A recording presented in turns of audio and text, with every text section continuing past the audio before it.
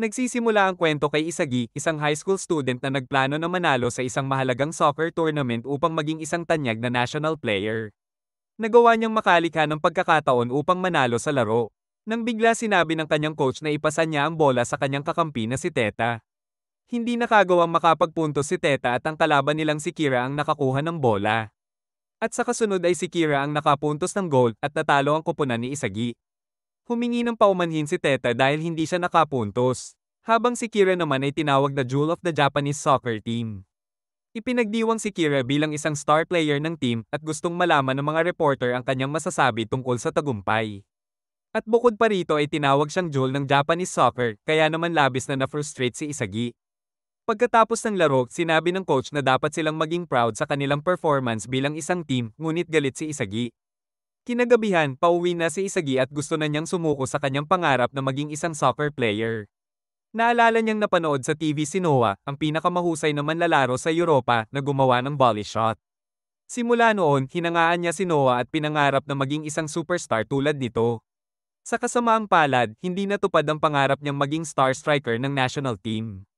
Naalala niya ang sandaling iyon at pinagsisihan na hindi siya mismo ang nagtangkang mag-score ng goal. At napaisip si Isagi kung mag-iiba kaya ang naging kapalaran niya kung siya ang nakapuntos ng goal. Bigla na lamang sumigaw si Isagi sa frustration at napaiyak ito sa galit. Pagdating niya sa bahay ay sinabi niya sa kanyang mga magulang na natalo sila. Kasabay nito ay inihanda na ng kanyang ina ang hapunan. At sa kasunod nito ay nalaman din niya na may natanggap siyang liham na napili siyang maging isang certified athlete. At kinabukasan ay nagtaka si Isagi kung tama ba ang kanyang naging desisyon. Kasabay nito ay dumating si Kira at hinangaan ang kanyang husay sa football noong sila ay naglaban kahapon. Matapos nito ay magkasabay silang pumasok sa loob ng gusali at nagulat si Isagi na napakabait pala ni Kira. Pagpasok nila sa gusali, nagulat sila nang makitang may daan-daang lalaki roon. Napansin agad ni Kira na maraming sikat na atleta ang nandito sa loob. Maya-maya, ipinakilala ni Aigo Jinpachi ang sarili niya. Siya ay nirecruit upang tiyakin na mananalo ang Japan sa World Cup. Nagtaka si Isagi kung ano ang plano ni Jinpachi habang iniisip naman ni Kira kung bakit kilala ni Isagi ang lalaki. Ipinaliwanag ni Jinpachi na balak niyang magsagawa ng isang eksperimento upang gawing pinakamahusay na striker sa mundo ang isa sa 300 atleta na naroon. Ipinaliwanag din niya ang tungkol sa kanyang proyekto na tinatawag na Blue Lock kung saan mamumuhay sila at sasailalim sa top level na training. Ipinangako niya na ang huling mananatili ay magiging pinakamahusay na striker sa buong mundo. Biglang nagreklamo si Kira dahil hindi niya maaaring iwanan ang kanyang team. Sumang-ayon ang ilan, ngunit sinabi ni Jinpachi na ang mga hindi interesadong maging pinakamahusay na striker sa mundo ay maaaring umalis na. Sa sandaling iyon, napagtanto nila na seryoso si Jinpachi. Tinanong niya ang 300 atleta kung ano nga ba ang soccer. Sinabi niyang hindi ito tungkol sa team play kundi sa pag-score ng goals. Biglang nagalit si Kira dahil iniinsulto ni Jinpachi ang kanyang mga iniidolo. At sinabing mali ang sinasabi ni Jinpachi. Sumagot siya na kailanman ay hindi pa nanalo ang Japan Nationals team sa World Cup at ikinwento niya ang tungkol sa superstar na si Noel. Pagkatapos, sinimulan niyang isa-isahin ang iba pang mga top strikers na nakapagwagi na ng World Cup. Sa huli, sinabi ni Jinpachi na hindi ka magiging pinakamahusay na striker sa mundo kung hindi ka ang may pinakamalaking ego. Matapos sabihin ni Jinpachi ang mga salitang ito, ay hindi na makalimutan ni Isagi ang kanyang pangarap na maging isang superstar. Dagdag pa rito, sinabi ni Jinpachi na kailangang isipin nila na kaya nilang makagol sa pinakakritikal na sandali. Kasunod nito, binuksan ang pinto ng Blue Lock Project at alam ni Isagi na iyon na ang kanyang pagkakataon. Gusto niyang maging pinakamahusay na striker sa mundo at nagdesisyon siyang sundin ang kanyang ego. Matapos magpasya si Isagi na sumali sa Blue Lock Project ay nagawa rin niyang kumbinsihin ang iba. Ilang sandali pa, dinala ang 300 strikers sa Blue Lock Building upang simulan ang proyekto. Itinalaga si Isagi sa ika-279 na ranggo at kaagad niyang hinanap ang Room Z at nang siya ay pumasok sa Room Z ay natuwa siya nang makita si Kira, ngunit may isang lalaki na aksidenteng itinapon ang kanyang damit sa kanya. Pagkatapos nito, muntik na niyang matapakan ng isang lalaking natutulog sa sahig.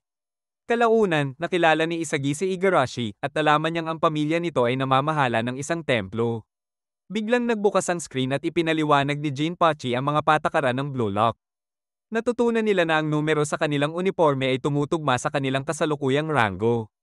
Bukod pa rito, nalaman nilang maaaring magbago ang kanilang ranggo base sa mga resulta at ang 5 na nangunguna ay magiging forwards para sa U20 World Cup.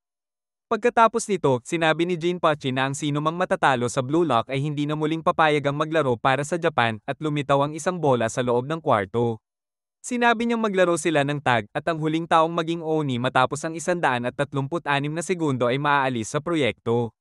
Bilang resulta, sinimula ni Igarashi ang laro at pinili niyang gawing target si Isagi. Nagawang iwasan ni Isagi ang tag at gusto ni Kira na patunayan na mali si Jinpachi. Samantala, desperado si Igarashi na gawing Oni ang iba at napansin niyang natutulog si Bakira. Biglang niyang sinipa ni Bakira si Igarashi sa mukha at nagreklamo si Igarashi ng foul. Sinabihan ni Kunigami si Bakira na maglaro ng patas, ngunit tinamaan siya ng bola. Nagalit si Kunigami at gusto niyang pabagsakin si Igarashi, ngunit ginamit ni Igarashi si Isagi bilang panangga. Bilang resulta, tinamaan sa tiyan si Isagi at naging Oni. Ayaw ni Isagi na ma-eliminate kaagad sa Blue Lock kaya't sinimulan niyang inilunsad ang kanyang atake. Pagkatapos nito ay sinubukan niyang habulin si Igarashi na nasa huling ranggo. Napagtanto ni Isagi na paubos na ang kanyang oras at ayaw niyang magtapos ang kanyang pangarap. Biglang hinawakan ni Bakira si Kunigami at inalok siya ng pagkakataong makaligtas. Pagkatapos nito ay itinapon ni Kunigami si Bakira kay Igarashi at dahil dito ay nasaktan ni Igarashi ang kanyang binti. Nagbigay ito ng pagkakataon kay Isagi na makaligtas at alam niyang sa paggawa nito ay matatapos niya ang karera sa soccer ni Igarashi. Bago niya sipin ang bola, nagbago ang isip niya dahil gusto niyang magbago. At gusto niyang maging pinakamahusay na striker at nagdesisyon siyang tugisin ang pinakamalakas na manlalaro ng soccer. Sinabi ni Bakira na gusto niya ang ugali ni Isagi at kinuha niya ang bola para habulin ng pinakamalakas na manlalaro. Gayunpaman, sinimulan niyang habulin si Kira at ipinasa ni Bakira ang bola kay Isagi sa huling segundo.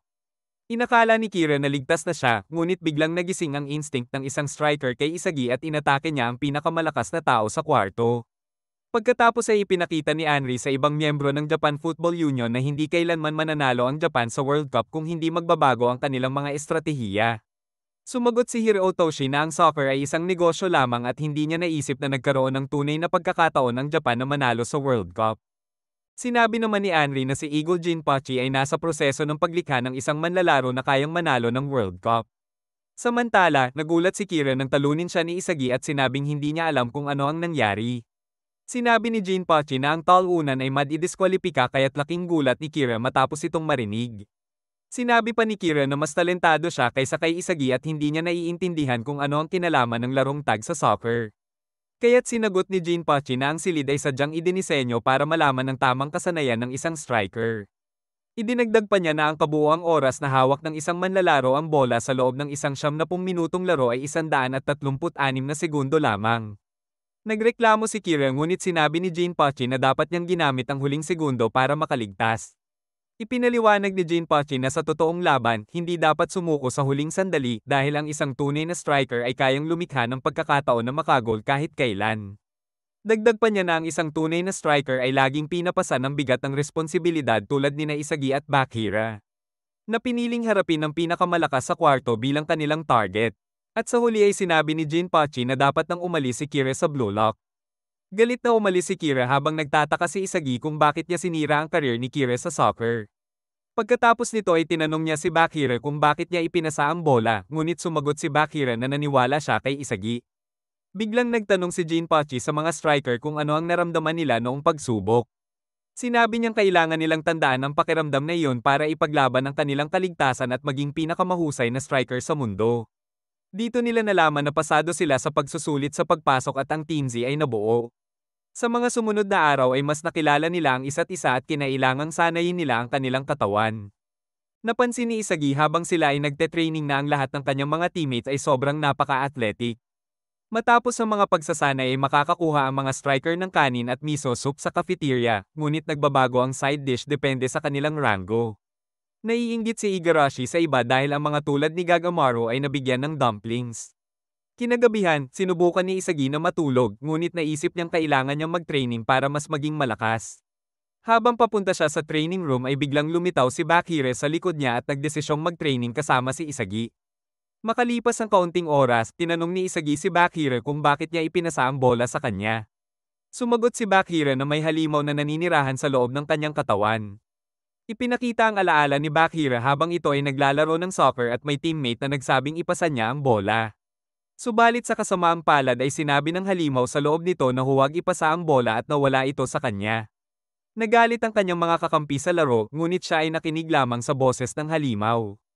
Ipinaliwanag ni Bakhire kay Isagi na laging kinakausap siya ng halimaw kapag naglalaro siya ng soccer. Sinabi pa niya na noong pagsusulit sa pagpasok ay sinabi ng halimaw sa kanya na ipasa niya ang bola kay Isagi. Napagtanto ni Isagi na mayroon din siyang halimaw sa loob niya. At sinabi rin ni Bakhire na pati sina Ronaldo at Messi ay naririnig rin ang boses ng kanilang halimaw at masaya siyang nakilala niya si Isagi. Pagkatapos ay muling nagising ang ego ni Isagi at inatake niya si Bakhire. Di naglaon ay nagbago ang ranggo ng mga striker at sinabihan si Isagi na tumaas rin ang kanyang ranggo. Lumabas si Jinpachi sa screen at sinabi niyang ipapaliwanag niya ang higit pang impormasyon tungkol sa Blue Lock. At doon nalaman nila na ang pasilidad ay nahahati sa 5 gusali at ang bawat koponan ay nawalan na ng isang miyembro matapos ang laro ng tag. Nalaman din nilang hindi sila umakyat sa ranggo at ang Team Z ang may pinakamababang ranggo. Ipinaliwanag din ni Jinpachi na ang mga manlalarong may mas mataas na ranggo ay nakakatanggap ng gourmet na pagkain dahil ang patakaran dito ay ang kung sino ang pinakamahusay na manlalaro ng soccer ay siyang ang hari. Pagkatapos ay ipinakita si Itoshi Sei na isang henyo na midfielder mula sa academy ng isa sa pinakamalalakas na club sa mundo. Inakala ng reporter na si Jack na balak niyang sumali sa Japan national team. Ngunit sumagot si Itoshi na ang kanyang pangarap ay manalo ng Champions League at wala siyang interes na maglaro sa Japan dahil mahihina ang mga team doon. Doon niya nadiskubre ang event na inorganisa ng JFU na ipinapakita ang Blue Lock Project. Subalit hindi kumbinsido ang mga reporter sa proyekto. Ngunit sinabi ni Henry na kailangang sumulong ng Japan at sa sandaling ito ay naisilang ang bagong bayani ng soccer. Samantala, nagsimula na ang unang selection at nalaman ng Team Z na lalaban sila sa 4 na koponan. Ipinaliwanag ni Jinpachi na tanging ang 2 koponan na nasa itaas ang uusad sa second selection. Sinabi ni Jinpachi na ang soccer ay orihinal na isang esport na tungkol sa pag-score ng goal. At dahil dito ay inutusan niya ang mga striker na lumikha ng soccer mula sa simula gamit ang kanilang mga utak. Idinagdag pa niya na hindi nila kailangan ng teamwork dahil ang soccer ay nangangailangan lamang ng isang bayani. Sa huli, ipinaliwanag ni Henry at Jinpachi ang plano na lumikha ng isang bayani gamit ang Blue Lock. Naging curious si Itoshi Sei kaya kinanselan niya ang kanyang flight para manatili sa Japan at makita ang resulta ng Blue Lock. Ilang sandali pa, naglakad na ang Team Z papunta sa kanilang unang laban at handa nang kunin ni Isagi ang kanyang kinabukasan bilang isang striker. Nagsimula ang laban ng Team X laban sa Team Z. Nagsimula ang kickoff at sinabi ni Bakhire kay Isagi na mag-enjoy lang daw sila. Gusto ni Isagi na tumaas ang kanyang ranggo at iniisip kung paano niya malalampasan ang kanyang mga kalaban. Biglang lumitaw si Raiji at inagaw ang bola mula sa kanya. Sinabi ni Raiji na wala siyang pakialam sa team play at gusto niyang gawin ito sa sarili niyang paraan. Hindi sumang-ayon si Kunigami at inagaw ang bola mula kay Raiji. Dahil dito, nagsimulang mag-agawan ng Team Z para sa bola dahil lahat sila ay gustong maka-score ng goal. Sa sandaling iyon, naalala ni Isagi ang mga salitang kailangan nilang lumikha ng soccer mula sa simula. Pagkatapos ay biglang lumitaw si Bero at nagmamadaling patungo sa goal dala ang bola. Sinubukan ni Isagi na pigilan siya pero nabigo siya dahil napakagaling ni Bero na manlalaro bilang striker. Walang sino man ang nakapagpigil kay Bero at nagulat si Isagi sa kanyang kakayahan. Naka-score si Bero ng goal at nanguna ang Team X. Ipinahayag niya na siya ang hari ng field. Pagkatapos nito ay sinabi ni Kwan na dapat silang maglaro ayon sa kanilang plano pero nagsimulang magreklamo si Raiji tungkol sa estratehiya dahil gusto niyang maka-score ng ilang mga goal. Ang Team Z ay binubuo pa rin ng mga makasariling tao at alam ni Isagi na kailangan nilang talunin si Bero sa kahit paano na paraan. Alam ni Isagi na ang tanging maaasahan niya ay si Bakhire pero si Igarashi ay walang balak na sumunod sa plano. Gusto niyang maka-score ng goal at tumakbo papunta sa kalaban. Sa kasamaang palad, naaga ang bola mula sa kanya at naglunsad ng counter-attack ang Team X. Napansin ng Team X na nagkakagulo ang kanilang mga kalaban, kaya nagdesisyon silang maglaro bilang isang team para manalo. Sinubukan nilang palibutan si Bero, pero ipinasa ni Bero ang bola sa isang kakampi. At bilang resulta ay walang nakapigil sa Team X at naka-score sila ng isa pang goal. Napagtanto ni Isagi na kung hindi sila magtutulungan ay siguradong matatalo sila sa laro. Dito niya naunawaan na si Bero ang dahilan kung bakit solid ang Team X. Hindi niya maalis sa isip ang sinabi ni Jinpachi tungkol sa paglikha ng soccer mula sa simula. Samantala, patuloy na nakakagol ang Team X bilang isang team at naisip ni Isagi na tapos na ang laban. Inakala niyang hindi na nila mahahabol ang Team X at nawalan ng pag-asa ang lahat. Biglang sinabi ni Bakira na matatalo nga sila pero kaya niyang maka-score ng goal kasama si Isagi. Pumayag si Isagi sa plano ni Bakira na gawing isa ang kanilang zero. Dito nagsimula ang pag-atake ni na Bakira at Isagi. Agad na tumakbo si Isagi at sinubukan niyang makagol. Ginamit ni Bakira ang kanyang galing sa pag-dribble para lituhin ang mga kalaban at ipinasa ang bola kay Isagi. Plano na sanang ishot ni Isagi ang bola pero naramdaman niya ang nakakatakot na presensya ni Bero. Nagulat siya nang makita si Bero sa harap niya at kailangang magdesisyon kung makikisama ba siya sa kanyang mga kakampi. Sinubukan ni Bero na agawin ang bola mula kay Isagi. Sa sandaling iyon, nagising ang ultimate ability ni Isagi. Naramdaman niyang kailangang ipasa ang bola kay Kunigami. Pinasalamatan siya ni Kunigami at ginamit ang kanyang lakas para gawing isang puntos ang kanilang zero. Nagsaya si Kunigami matapos maka-score pero nagalit si Raiji dahil hindi sa kanya ipinasa ang bola. Sumagot si Isagi na gumalaw lang ang katawan niya ng kusa at wala siyang balak na ipasa ang bola kanino man. Biglang sumingit si Kwon pero galit na galit pa rin si Raiji dahil sa huli ang top scorer lang ang maaaring manalo sa Blue Lock. Lumitaw bigla si Bero at sinabi kay Isagi na wala siyang talento bilang striker. Bukod dito, natalo ang Team Z sa laban at nadismaya si Isagi. At dahil dito ay tinanong ni Isagi ang kanyang sarili kung hindi ba siya nababagay na maging striker. Pagkatapos nito, muling pinag-usapan ng Team Z ang kanilang estratehiya para sa susunod na laro dahil hindi na sila maaaring matalo. Naalala ni Isagi ang masasakit na salitang binitiwan ni Bero sa kanya. Tinanong niya ang sarili kung bakit niya ipinasa ang bola kay Kunigami at kung ano ang kailangan niyang gawin para maging top striker. Sinubukan ni Kwon na pakalmayan ng Team Z at muling ipinaliwanag ang mga patakaran. Sinabi niya na hindi na sila maaaring matalo sa susunod na laro. Kung hindi ay may eliminate sila sa Blue Lock. Biglang nagsalita si Kunigami at sinabing hindi niya magagawang makagol nang wala sina Bakira at Isagi. Sinabi ni Bakira na ipinakita ng goal na kaya nilang manalo. Pagkatapos ng pag-uusap nila, sumang-ayon si Chigiri na tama ang sinabi ng mga kasama niya, may pag-asa silang manalo. Nagkaroon si Isagi ng ideya kung paano masosolusyonan ang problema ng lahat na gustong maging striker. Ipinaliwanag niya na lahat ay gustong maka-score sa laban kanina. Sinabi niya na ang goal ni Bero ang nagbuklod sa Team X at ipinaalala niya sa Team Z ang mga sinabi ni Jinpachi tungkol sa paglikha ng soccer mula sa wala. Biglang nagtanong si Asahi kung bakit idinagdag ni Jinpachi ang patakaran na ang top scorer ng bawat team ay automatikong makakasurvive. Sagot ni Isagi, tiyak na ginawa iyon ni Jinpachi para hanapin ang sagot kung paano gumawa ng team mula sa wala. Maya-maya, muling nagpakita si Jinpachi at ipinakita sa kanila ang resulta ng Team V. Sinimulan niyang ipaliwanag ang ibig niyang sabihin sa paglikha ng 0 into 1.